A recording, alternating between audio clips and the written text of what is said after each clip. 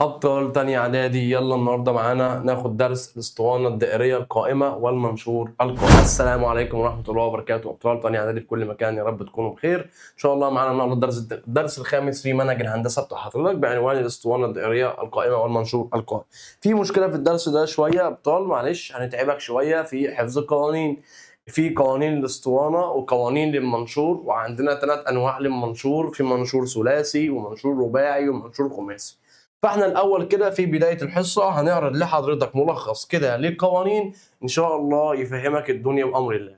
طبعا حضرتك دي الاسطوانه شبه طبعا علبه الكنز اللي حضرتك بتشربها يوميا او بعد الاكل، او بتلاقيها مثلا عندك في السوبر ماركت او في المحلات، تبقى الحاجات دي يعني متداوله. فيعني ابسط مثال هو علبه الكنز اللي انت حضرتك بتستخدمها في ايدك باستمرار. طيب، ايه بقى الدنيا اللي احنا هنشتغل عليها بامر الله تعالى؟ احنا عندنا قانون لحجم الاسطوانه اهو، ده قانون حجم الاسطوانه. يبقى حجم الاسطوانه بيساوي، اكتب يلا عندك، هات لي بقى كشكول كده واكتب ورايا القوانين يلا. حجم الاسطوانه بيساوي باي ار تربيع اتش، حجم الاسطوانه بيساوي باي ار تربيع اتش. القانون الثاني المساحه الجانبيه للاسطوانه، المساحه الجانبيه للاسطوانه 2 باي ار اتش، يبقى حجم الاسطوانه باي ار تربيع اتش. المساحة الجانبية للأسطوانة 2 باي ار اتش، تمام. المساحة الكلية 2 باي ار اتش زائد 2 باي ار تربيع. طبعا زي ما قلت لك الدرس مشكلته في قوانينه، من غير القانون حضرتك ما تقدرش تحل. يبقى تاني كده قبل ما نخش على الأمثلة اللي تخص القوانين، حجم الأسطوانة بيساوي باي ار تربيع في اتش. طب يا مستر الباي دي نسبة تقريبية يا شباب، وقيمتها 22/7 أو 3.14%، تمام. أما الار ودي طول نصف قطر الأسطوانة، لأن الأسطوانة قاعدتها على شكل دائرة يبقى لها نصف قطر، والاتش ده الارتفاع. يبقى تاني محتويات القانون، باي نسبة تقريبية خدتها في الدرس اللي قبل ده اللي هو بتاع الدائرة، الار نصف القطر وخدته برضو في الدرس اللي قبل ده، والاتش ده اللي هو ارتفاع الاسطوانة، ارتفاع الاسطوانة. طيب المساحة الجانبية للاسطوانة 2 باي ار اتش، الباي قلنا نسبة تقريبية، هو هيديها لك في السؤال، او ممكن تسيبها زي ما هي بدلالة باي على حسب المطلوب، والار نصف القطر والاتش هو الارتفاع. المساحة الكلية 2 باي ار اتش زائد 2 باي ار تربيع. ولو انت واخد بالك الحتة دي اللي هي المساحة الجانبية زائد مساحة القاعدة مضروبة في 2. طيب فيلا عشان ما نقعدش اصدعك كتير، يلا ناخدك كده على مجموعة من المسائل. بسم الله. السؤال بيقول اسطوانة دائرية قائمة ارتفاعها 8، تمام. يبقى انا كده معايا اهو، اطلع البيانات معايا كده، ان الاتش بتساوي 8 سم، وطول نصف قطر قاعدتها 7، يبقى انا كده معايا الار بتساوي 7. احسب حجمها ومساحتها الجانبية ومساحتها الجلية، ومعاك اهو الباي النسبة التقريبية 22/7. انت كده مش ناقصك الا انك تكون حافظ القانون زي ما انا حافظه كده. يلا مع بعض نبدأ، بسم الله. حجم الاسطوانة، طبعا اول خطوة يا شباب لازم أن تكتب القانون. حجم الاسطوانة بيساوي 2 حجم الاسطوانة باي ار تربيع اتش، حجم الاسطوانة باي ار تربيع اتش. بعد كده حضرتك زي الشطور بتروح تعوض في القانون. يلا بينا نعوض في القانون. الباي اللي هي 22/7، الار اللي هي 7 هتبقى 7 تربيع، والاتش اللي هو 8، وبعد كده بتروح حاططها على الآلة وانتهى الموضوع على كده. يلا نمسك الآلة ونحسبها مع بعض. 22/7 في 7 تربيع اللي هي ب49 في 8، هتطلع الناتج ان شاء الله 1232 سنتيمتر مكعب، عشان ده حجم. تمام تمام، نكمل. هو عايز بعد كده، خلاص احنا كده جبنا الحجم اهو، اذا حجم الاسطوانه بيساوي، عشان بس نكتب لك الخطوات كلها اهي، سنتيمتر مكعب. تمام. تعالى بقى نروح نجيب بعد كده المساحه الجانبيه، هو اللي طالبها اهو. اقرا السؤال، المساحه الجانبيه. ايه قانون المساحة الجانبية بقى؟ 2 باي ار اتش. طب يلا بينا نعوض في القانون. يبقى 2 في 22/7، ده اللي هو مكان الباي، والار اللي هي 7، والاتش اللي هي 8. نمسك الآلة يلا نحسب مع بعض. 2 في 22/7 في 7 في 8 يطلع الإجابة 352 سنتيمتر مربع عشان ده مساحة. يبقى إذا المساحة الجانبية بتساوي 352 سنتيمتر مربع. الراجل ما سكتش، ده لسه عايز كمان المساحة الكلية، وماله؟ بما أن المساحة الكلية زي ما حضرتك شايف الموضوع في منتهى البساطة إذا كنت طالب حافظ القانون. يلا بينا. القانون بيقول 2 باي ار اتش زائد 2 باي ار تربيع. ده قانون إيه؟ ده قانون المساحة الكلية لمين؟ للأسطوانة. يلا بينا نعوض واحدة واحدة كده، خليك معايا. لو انت مركز دي كلها على بعضيها كده، دي كلها كده اللي احنا حسبناها اهي، اللي هي 352 زائد 2 في 22 على 7 في الارتفاع اللي هو ب 8. يلا بينا نحسب مع بعض كده. 352 زائد 2 في 22 على 7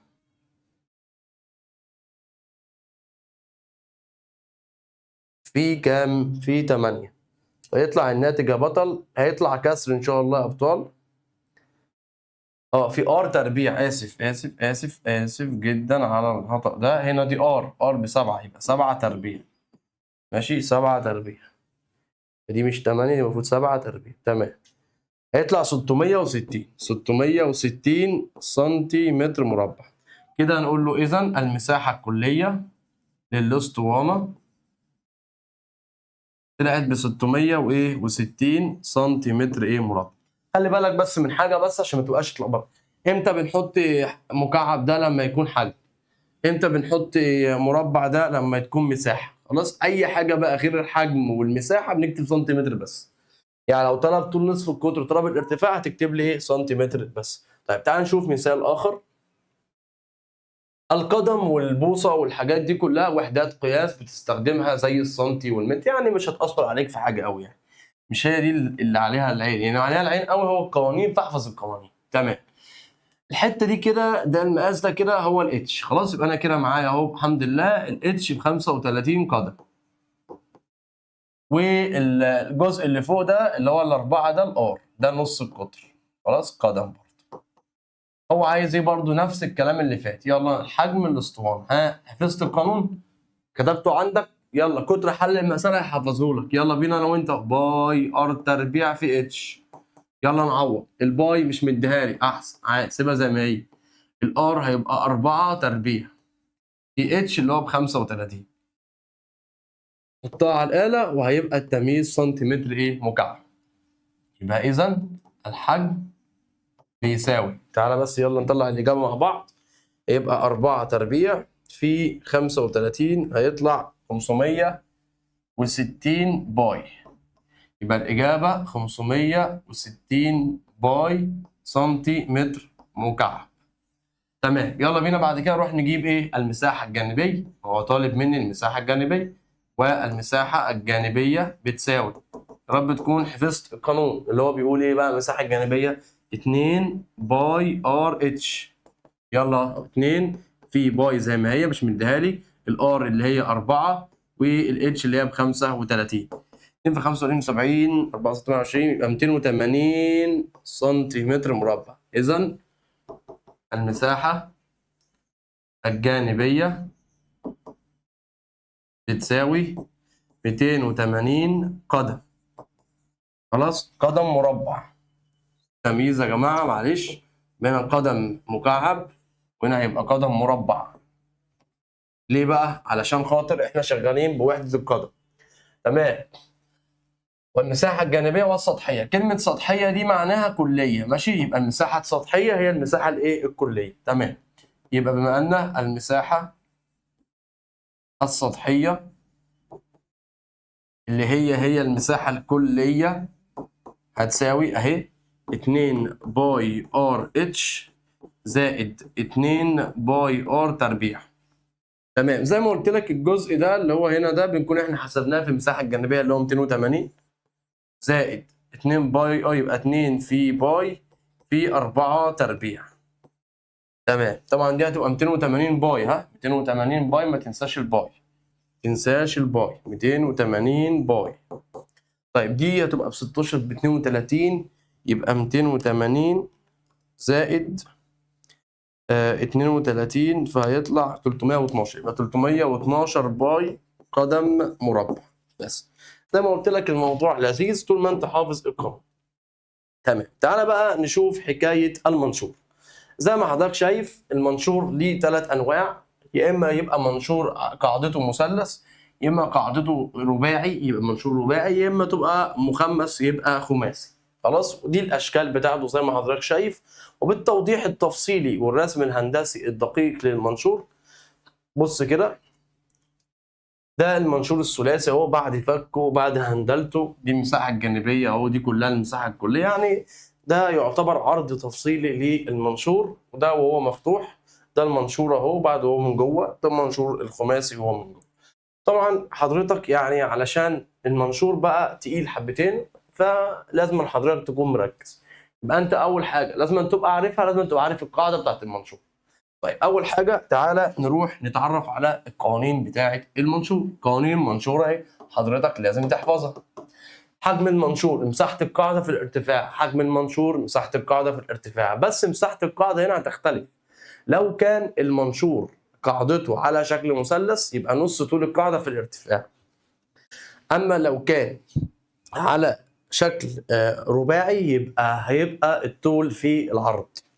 خلاص، دي كده تبقى مساحه القاعده. خلاص، اما لو خماسي هو هيديك مساحه القاعده جاهزه على طول. تمام. يبقى تاني، حجم المنشور مساحه القاعده في الارتفاع. لو مساحه القاعده، لو القاعده بتاعتك ثلاثي هيبقى نص، هتقول نص في طول القاعده في الارتفاع. لو على شكل رباعي فهتقول الطول في العرض. لو خماسي هو هيديك مساحه القاعده. اتفقنا. هنشوف بالمثال. المساحه الجانبيه محيط القاعده في الارتفاع. لو مثلث هيبقى محيط المثلث مجموع اطوال اضلاعه. لو رباعي هيبقى الطول زائد العرض الكل في 2. تمام. ولو خماسي هو برضه هيديك محيط القاعده بتاعته. او هتضرب طول الضلع في 5، ما هو هيبقى خماسي منتظم. طيب المساحه الكليه بتساوي المساحه الجانبيه زائد 2 في مساحه القاعده، وزي ما انا لسه مكلمك عن حوار مساحه القاعده. عشان تفهمني اكتر هديك مثال، ركز بقى معايا كده واحده واحده. هديك مثال على الرباعي ومثال على الثلاثي ومثال على الخماسي. اتفقنا يا بطل؟ اتفقنا.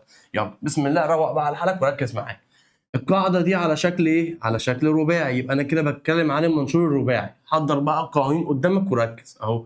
هو بيقول لي اوجد المساحه السطحيه والحجم، يبقى انا هروح اجيب حاجتين اهو. اقول لك على حاجه يا عم، هجيب لك الثلاث قوانين عشان انت حبيبي. بس حجم المنشور، حجم المنشور، ركز بقى معايا. حجم المنشور، هنا المنشور رباعي، المنشور ايه؟ رباعي. يبقى القانون هيبقى الطول في العرض في الارتفاع. تمام. يبقى نعوض الطول اهو يا بطل، الطول بتاعك اهو، الطول اهو ده كده، او الطول اهو، الحته دي بتساوي الحته دي، يعني الجزء ده كده هو نفسه الجزء ده ب8، فده الطول وده العرض وده الارتفاع. يبقى مش هتفرق حتى لو انت لخبطت، يعني فاهم؟ يبقى 6 في 8 في 4، 4 في 6 ب 24، 24 في 8 يطلع الإجابة 192 والتمييز سنتيمتر مكعب. خلاص، ده كده حجم الايه؟ المنشور. تعال نجيب له يلا المساحة الجانبية بالمرة. المساحة الجانبية، قلنا المساحة الجانبية محيط القاعدة، القاعدة على شكل رباعي، يبقى ايه؟ يبقى الطول زائد العرض الكل في 2 في الارتفاع. خلاص، ده القانون. يلا نعوض بقى. احنا قلنا الايه؟ الطول 6 والعرض 8 في 2 في الارتفاع 4. على الآلة بقى تعال نحسب. 14 في 2 24، 24 في 4 اضرب 24 في 4 يطلع 96. كده احنا جبنا المساحة الايه؟ كده احنا جبنا المساحة الجانبية. تعال نجيب المساحة الكلية. المساحة الكلية، المساحة الكلية بتساوي ايه؟ المساحة الجانبية اللي احنا جبناها زائد 2 في الطول في العرض. المساحة الجانبية احنا جبناها ب 96 زائد 2 في الطول اللي هو 6 في العرض ده ايه؟ 8. على الآلة بقى الكلام ده يبقى 96 زائد 2 في 6 في 8، هتطلع معاك يا بطل 192 سنتيمتر مربع. والحجم سنتيمتر مكعب. بس ده كده المنشور الرباعي خلاص، او هو زي ما قلت لك الموضوع كله قوانين وبس. طيب ركز بقى معايا هنا وانا بشتغل على الثلاثي بقى بالراحه كده وركز معايا اهو. حجم المنشور،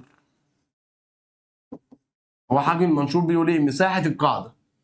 مساحه القاعده هنا على شكل مثلث، قلنا مساحه المثلث نص طول القاعده في الارتفاع. احنا ده مثلث متساوي الساقين، مش معانا الارتفاع، معانا القاعده بس مش معانا الارتفاع. تعالى بقى نجيب الارتفاع وركز بقى معايا عشان هعمل حوارات كده. المفروض لما بتسقط عمود في المثلث المتساوي الساقين بيقسم القاعده نصين، فبيبقى ده ب6 وده ب6. خلاص، احنا بقى عايزين نجيب ده، فهنجيبه بنظريه ايه؟ فيثاغورس اهو. يبقى الارتفاع هروح اطبق له فيثاغورس، للاسف مش هينفع تحل الا كده. يبقى جذر 10 تربيع ناقص 6 تربيع هيطلع ايه؟ 8. خلاص، يبقى احنا حجم المنشور هنا هيبقى ايه؟ نص في طول القاعده بتاعه المثلث في ارتفاع المثلث في ارتفاع المنشور. خلي بالك، يبقى خلي بالك من حاجه، ان ده ارتفاع مثلث وده هيبقى ارتفاع مين؟ المنشور. طيب تعالى يلا نعوض. يبقى حجم المنشور الثلاثي بيساوي نص القاعده كلها دي كده 12، ارتفاع المثلث اللي احنا جبناه ب8، ارتفاع المنشور اهو 20. بس هي شويه حاجات كده بسيطه المساله بتخلص. يبقى نص في 12 في 8 في 20، فتطلع الاجابه معانا 960، وده حجم يبقى سنتيمتر ايه؟ مكعب. خلاص، تعالى يلا نجيب المساحه الايه؟ الجانبيه. احنا قلنا المساحه الجانبيه هيبقى محيط القاعده محيط المثلث مجموع اطوال اضلاعه. يبقى هيبقى اهو مجموع اطوال اضلاعه، تمام، في ايه؟ في الارتفاع بتاع المنشور. خلي بالك ده ارتفاع اهو، في ارتفاع مين هنا؟ ارتفاع المنشور. خلي بالك من الكلام ده. مجموع اطوال اضلاعه يعني هنجمع 10 و10 و12 اهو. مجموع اطوال اضلاعه يبقى 10 زائد 10 زائد 12 في ارتفاع المنشور اللي هو كام؟ 20. تعال نحسب كده 10 و10 اهو. يبقى هنقول اهو 10 زائد 10 زائد 12 كل ده مضروب في 20، هتطلع الإجابة 640، بس هيبقى سنتيمتر مربع عشان ده مساحة. نجيب بقى المساحة السطحية، المساحة الكلية أو المساحة الإيه؟ السطحية. المساحة السطحية هنا هيبقى عبارة عن إيه؟ المساحة الجانبية زائد 2 في نص طول هتبقى زائد طول القاعدة في الارتفاع زائد طول القاعدة في ارتفاع المثلث. خلي بالك عشان لو اتلخبطت المسألة هتبوظ، ركز. طيب هنا هتبقى 640 دي المساحة الجانبية زائد طول القاعدة بتاعت المثلث 12، ارتفاع المثلث 8، يبقى 640 زائد 12 في 8 فهيطلع 700 كام؟ 736 سنتيمتر مربع. كده ادينا لك مثال اهو على المنشور الرباعي والمنشور الثلاثي. تعال نشوف بقى المنشور الخماسي. زي ما حضرتك شايف كده اهو. اول حاجه هو عايز مني الحجم، تمام. احنا قلنا الحجم بيساوي ايه؟ مساحه القاعده في الارتفاع اهو. مساحه القاعده اهي 172 في الارتفاع بتاع المنشور اهو. ده ارتفاع المنشور 20، وهنطلع الناتج وخلاص. ده كده الحجم. طب المساحه السطحيه زي ما انت شايف كده، عشان تجيب المساحه الكليه لازم حضرتك الاول تروح تجيب المساحه الجانبيه، تمام. بس في حل اسهل من الحل اللي انا عامله ده، اللي هو ايه؟ هنكتب لك قانون تحل بيه على طول المساحه الكليه. بس خلي بالك القانون اللي هقوله لك ده بينطبق على المنشور الخماسي بس، ماشي؟ المنشور الخماسي بس. طيب بيقول ايه بقى الموضوع ده؟ بيقول هيبقى طول الضلع في 5 زائد 2 في مساحه القاعده. خلاص، عشان ايه؟ تحل على طول وما تقعدش توجع دماغك. طول الضلع اهو تحت اهو 10 في 5 زائد 2 في مساحه القاعده اللي هي 172. تعالى كده بقى هتطلع معاك الاجابه اللي تحت هي تبقى 10 في 5 ب50 زائد 2 في 172، فتطلع الاجابه في الاخر زي ما انا قلت لك اهي، نفس الاجابه اللي مكتوبه. خلاص، يبقى 10 ده يخليك تحل المساله على طول. يعني المساحه الكليه بتساوي المساحه الجانبيه زائد 2 في الطول زائد 2 في مساحه القاعده اهو. يبقى تاني قانون تاني اهو، المساحة الكلية بتساوي طول الضلع في 5 في الارتفاع، تمام، زائد 2 في مساحة القاعدة. أو ده القانون الإيه؟ اللي هيخليك تجيب المساحة الكلية أو المساحة السطحية.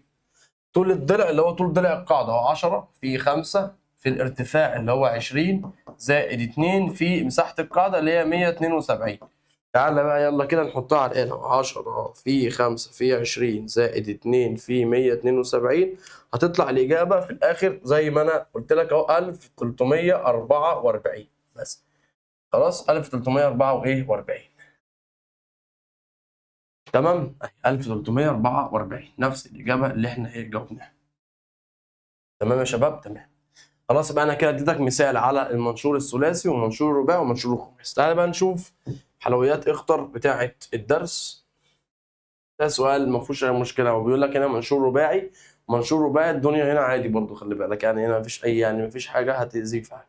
تعالى بقى نشوف اختر بيقول إيه. نقول اختر بيقول إيه. بسم الله الرحمن الرحيم. يلا بينا. يلا. بيقول لك اسطوانه. خلاص هو الراجل محدد ان ده شكل اسطوانه. عايز ايه بقى في الاسطوانه؟ عايز حجمها. القانون بتاع حجم الاسطوانه باي ار تربيع اتش. الباي مش مديها لي حتى، بص موجوده في الاختيارات اهي. الار اللي هو طول نصف القطر، هو مديني القطر كله، يبقى نص القطر ايه؟ 5. يعني مش هعوض يا جماعه بال10 دي عشان ال10 دي القطر كله، ماشي؟ يبقى هنا الار ب5، جبت قسمت دي على الاثنين، ماشي؟ نجيب نصها. تمام. في الاتش اللي هي 15. بس امسك بقى الآلة ونحسب حساباتنا وخلاص. 25 عشان 5 تربيع في 15، والباي تنزل يبقى 375 باي. السؤال اللي بعده، اسطوانة دائرية قائمة طول نصف قطرها. يبقى أنا كده معايا الآر، هي دي الآر، وارتفاعها ده الاتش. هو عايز المساحة السطحية. قلنا المساحة السطحية يعني المساحة الإيه؟ المساحة الكلية. أهو قانون أهو 2 باي ار اتش زائد 2 باي ار تربيع عشان تعوض على طول. يبقى 2 في باي الار ب5 في الاتش ب15 زائد 2 في الباي زي ما هي ار تربيع اللي هي 5 تربيع. دي بقى شويه حسابات، خلاص هي الموضوع منتهي. خلاص هنا الباي هتنزل 2 في 5 ب 10، يبقى دي كده 150 باي. انا بحب احسب بدماغي شويه وشويه كده يعني. يعني انت عادي انت الزق على الاله، خلاص انت براحتك انت. خلاص دي 25 50 حطهم كده يبقى 200، يبقى كده الاجابه 200 باي سنتيمتر مربع. بس الموضوع منتهي خلاص. السؤال اللي بعديه بيقول لي منشور رباعي. ركز في الكلام، المنشور لازم تقرا السؤال عشان انا عندي رباعي وثلاثي وخماسي. منشور رباعي قائم قاعدته على شكل مربع. دي حلويات جدا. اذا كان ارتفاعه المنشور 8 هات حجمه. بسيطه. بص، حجم المنشور عموما مساحه القاعده في الارتفاع، بس القاعده على شكل مربع، يبقى هتقول له الحجم هو بيساوي طول الضلع في نفسه في الارتفاع، بس ارتفاع مين؟ المنشور. خلاص طول الضلع عندك بكام؟ ب10 في نفسه يعني 10 في الارتفاع 8 يبقى 800 بس. خلصان 800 سنتيمتر مكعب بس. خلاص.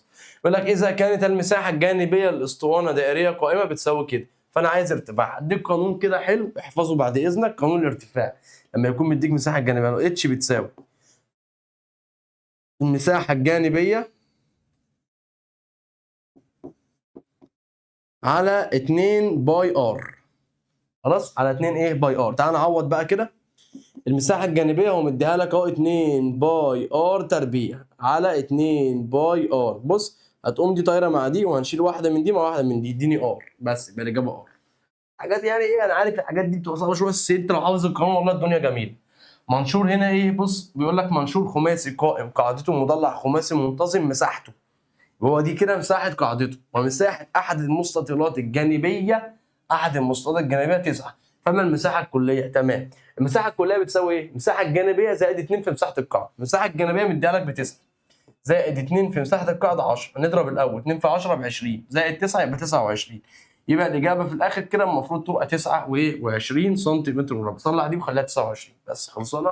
خلصانة. ماشي. السؤال اللي بعده، اسطوانة دائرية قائمة ارتفاعها 6. ماشي. ارتفاعها يعني اتش، وطول نصف قطرها بيساوي طول نصف ارتفاعها. ماشي. يبقى كده ار هيساوي نص الارتفاع، يعني هيساوي 3. ما خلي بالك من الكلام بيقول ايه؟ طول نصف قطر قاعدتها يساوي نصف ارتفاعها، والارتفاع ب6 يبقى ده نصها. هو عايز حجمها. تمام. حجم الاسطوانة قلنا بيساوي ايه؟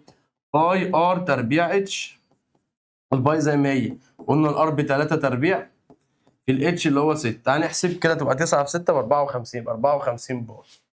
تمام. تعالى يلا نشوف السؤال اللي بعده، السؤال رقم 7. اسطوانه دائريه قائمه حجمها، مديني حجمها ماشي، وارتفاعها عايز طول قطرها. ما مش هعرف اجيب قطرها الا لما اجيب الار. بص القانون بيقول ايه، ار بتساوي باي ار تربيع في اتش، يبقى ار هتساوي ايه؟ جذر الحجم على اتش على باي في اتش. خلاص ده الايه، ده القانون. تمام. تعالى بقى ايه نعوض. يلا ها، جذر الحجم بكام؟ 320 باي على باي في الارتفاع اللي هو ب 20. الباي هتطير مع الباي، نمسك بقى الآلة ونحسب كده. جذر كسر اهو 320 على 20، تطلع الإجابة 4. يبقى الإجابة في الآخر يا بطل 4. هو قانون قدامك، هتعوض المسافة خلصت.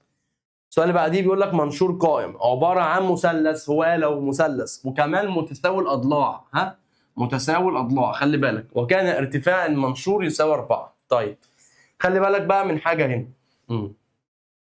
احنا قلنا المساحة الجانبية بتساوي ايه؟ محيط القاعدة في الارتفاع، صح؟ ومحيط المثلث مجموع أطوال أضلاعه، وبما أن المثلث متساوي الأضلاع يبقى مجموع أطوال أضلاعه الثلاثة قد بعض في الارتفاع. فدول ب 15 في 4 ب 60. بس هو الموضوع محتاج تشغيل دماغ بس. فالسؤال اللي بعده، منشور خماسي قائم. خماسي، ها؟ قال لك خماسي، اتقل بقى واتقلنا كده والدنيا نشوف هو عايز ايه. طيب هو القانون بيقول ايه؟ الحجم بتاع المنشور بيساوي المساحة. طب انا هديك قانون المساحة اهو عشان تحل على طول. المساحة القاعدة، مساحة القاعدة بتساوي الحجم على الارتفاع. خلصانه كده. الحجم بكام؟ ب 168 والارتفاع ب 8 اهو. هات الآلة يلا اهو. 168 على المين؟ على ال 8، هتطلع 21. بس يبقى الإجابة 21. السؤال اللي بعد، اسطوانة دائرية قائمة طول نصف قطر قاعدتها بيساوي ارتفاعها. شفت الراجل بيقول لك ايه؟ ان نص قطرها بيساوي ارتفاعها. او في حاجه معلش، السؤال ده هيبقى اجابته 8 عشان هو كان عايز طول القطر. احنا جبنا الار ب4، الار دي اللي هي نص القطر، يبقى القطر كله طول قطرها 8 نضرب في 2. خلاص. نرجع تاني بقى للسؤال. هو بيقول لك طول نصف قطرها بيساوي ارتفاعها، يبقى ار بتساوي اتش. وكان حجم الاسطوانه 125. عايز مساحتها الجانبيه. طيب تمام، واحده واحده بقى كده وركز معايا. تعال نكتب كده حجم الاسطوانه. ايه قانون حجم الاسطوانه؟ حجم الاسطوانه بيساوي باي ار تربيع في اتش. تمام. يبقى كده حجم، هنا هنحل معادلات بقى فركز معايا الله يكرمك. يبقى باي ار تربيع اتش، كل ده بيساوي باي في 125 اللي هو بتاع ايه؟ الحجم. فالباي هي هتطير مع الباي. طيب احنا بقى هشيل الاتش دي واحط مكانها ار، يبقى ار تكعيب عشان هي ار تربيع في ار. كل ده بيساوي 125. اروح حاطط لها الجذر الايه؟ التكعيبي. يا رب تكون مركز بالله عليك عشان الحاجات دي محتاجه طالب فاهم. يبقى انا تاني، ده قانون ايه؟ الحجم اهو، وده قيمه الحجم. طيرت الباي مع الباي وشلت الاتش وحطيت ار، بقت ار تكعيب عشان ار في ار تربيع بار تكعيب. حطينا الجذر التكعيبي يبقى الار ب5. حلو، ده نص القطر. وده برضو في نفس الوقت الاتش، ما هو الار والاتش واحد. هو عايز المساحه الجانبيه بس. هتكتب القانون بقى اللي هو 2 باي ار اتش. يبقى 2 في باي في 5 ب5، 5 ب5 ب25 في 2 يبقى 50. يبقى 50 باي. بس هي اللقطه كلها في الحدوته اللي انا عملتها دي. بس تاني هعيد الحته دي تاني بالراحه، ركز معايا اهو. باي ار تربيع اتش، ده قانون ايه؟ حجم اهو. تمام. كل ده بيساوي باي 125. هو اللي مديهولي ده، خدت الاجابه اللي هو مديها لي. طيرت الباي مع الباي والاتش هي الار، يبقى ار تكعيب. اول ما يقول لك الاتش هي الار حط ار تكعيب على طول. طيب السؤال اللي بعده، ما حجم المنشور الثلاثي؟ قلت له طيب حجم المنشور بيساوي مساحه القاعده في الايه؟ في الارتفاع. ماشي، مساحه القاعده نص طول القاعده في الارتفاع عشان ده مثلث. ده مثلث قائم، يبقى نص في 16 في 12 في الارتفاع بتاع المنشور. ارتفاع المنشور. ماشي، هو مش مديني هنا ارتفاع المنشور. ماشي، هنجيب نحط احنا ارتفاع المنشور. قلت مثلا ارتفاع المنشور مثلا 10. ماشي، هنا كان في غلطه مطبعيه، المفروض نحط لك ارتفاع المنشور. تمام. تعال نحسب كده. نص في 16 في 12 في 10، فتطلع الاجابه في الاخر 960. تمام. خلاص يا شباب، هنا كان في ناقص ارتفاع المنشور اللي هو الاتش، حطوه انتوا. خلاص تمام كده يا بطل احنا يعني بقدر الامكان حاولنا نساعدك بقدر الامكان، بقيت بقى المسائل حلها انت حضرتك، خلاص هي نفس الافكار. اتمنى بقى تكون هضمت درس المنشور والاسطوانه، درس تقيل شويه انا عارف، بس فكرته كلها زي ما انت شايف في حوار المنشور مش الاسطوانه. الاسطوانه خلاص هو الموضوع منتهي، حجم الاسطوانه باي ار تربيع في اتش، المساحه الجانبيه 2 باي ار في اتش، المساحه الكليه المساحه الجانبيه زائد 2، او ممكن تقولها زي ما احنا قلناها 2 باي ار اتش زائد 2 باي ار تربيع. تمام، ده قوانين الاسطوانه. قوانين بقى المنشور تاخد بالك كويس وانت بتحل المنشور ايه، ثلاثي ولا رباعي ولا خماسي. يلا يا بطل اشوفك على خير، السلام عليكم ورحمه الله وبركاته.